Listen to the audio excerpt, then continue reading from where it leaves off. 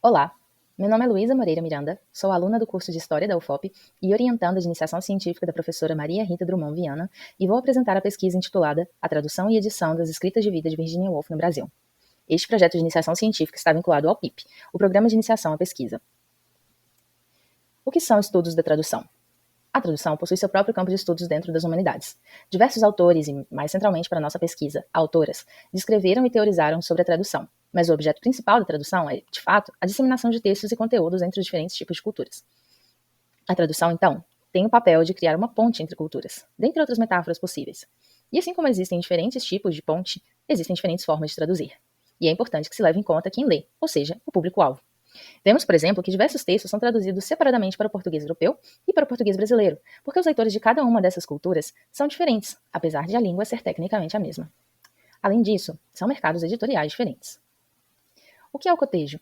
O cotejo na tradução é a comparação entre uma ou mais edições de tradução e o original de um texto. Existem diversas formas de se realizar um cotejo, e nesta pesquisa optamos por organizar as edições em uma planilha colocando lado a lado as edições brasileiras dos Diários de Woolf e o original na primeira coluna. O cotejo vai ter uma aparência diferente dependendo de seu fim, do texto trabalhado e da quantidade de edições comparadas, por exemplo. Para fazer um cotejo, é necessário ter acesso aos textos trabalhados, seja em mídia impressa ou arquivo digital. O cotejo é feito identificando as diferenças entre as traduções em comparação com o original. Além disso, esta pesquisa também busca observar escolhas de edição, como o uso de divisões do texto por datas, inclusões de notas de tradução e ou explicativas, uso de abreviações, entre outras. O que são as escritas da vida? As escritas de vida incluem discursos autobiográficos, diários, cartas, memórias e outras formas não narrativas, como foto-autobiográficas e autorretratos. A análise de diários permite uma aproximação do leitor em relação a artistas da escrita, de modo a reconhecer melhor seus métodos, pensamentos, ideias, angústias, objetivos, além das formas como buscam narrar ou apresentar seu eu, as pessoas com quem convivem e suas experiências. Quem foi Virginia Woolf? Virginia Woolf, nascida Adeline Virginia Stephen, foi uma escritora, ensaísta e editora britânica. Ela nasceu em 25 de janeiro de 1882 e se suicidou em 28 de março de 1941. Woolf é um dos nomes mais conhecidos da literatura britânica e mundial. Ela fez parte da geração de modernistas anglo-americanos e irlandeses, cujas principais características literárias são a experimentação e o uso do fluxo de consciência e do monólogo interior. Ela fundou a editora Hogarth Press junto com seu marido.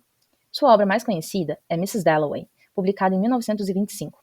Durante toda a sua vida, desde a adolescência até a sua morte em 1941, Woolf manteve com assiduidade a sua prática diarística, embora por vezes interrompesse a frequência da escrita ou faltasse com seu usual nível de detalhe pelo sofrimento mental com que conviveu por toda a sua vida. Os diários.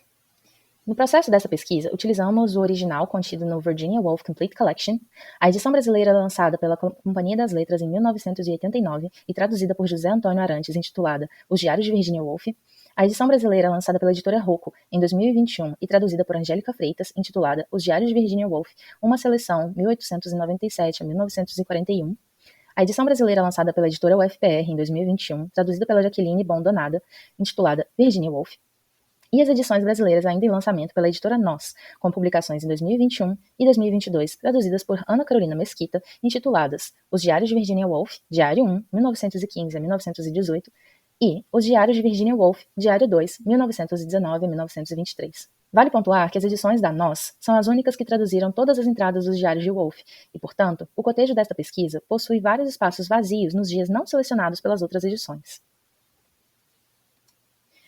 As escolhas editoriais. A edição de José Antônio Arantes é a primeira a trazer os Diários de Woolf para o mercado brasileiro, e ele fez uma seleção dentre os 5 volumes publicados até então dos diários da autora.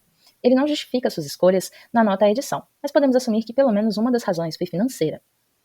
Angélica Freitas, em sua edição pela editora Rocco, também teve de fazer escolhas sobre quais entradas seriam traduzidas, e sendo seu escopo maior, considerando que usou também os diários da juventude de Woolf, também foram maiores suas escolhas. Essa edição não conta com nota da editora, mas tem um pós-fácil escrito por Flora Susskind, a organizadora do livro. Ela define quais foram seus guias na seleção da tradução. A seguir: 1. A exposição das formas e gramáticas rítmico-narrativas. 2. Os experimentos literários encontrados nos diários. E 3. O rastro histórico. Embora não sejam traduções completas da obra diarística de Woolf, edições como a de Arantes e a de Freitas têm papel importante. Elas sondam o mercado sobre o interesse público naquela obra e suprem o interesse do leitor médio, que não é minucioso como o leitor de Virginia, mas sim tem uma curiosidade pela autora. Além disso, essas seleções podem ser feitas para buscar um lado específico do autor, como é o caso da edição de Donada. A edição de Jaqueline Bon Donada faz parte da coleção organizada por ela intitulada Tradição e Modernidade, o modernismo anglófono em tradução de ensaios, cartas e diários.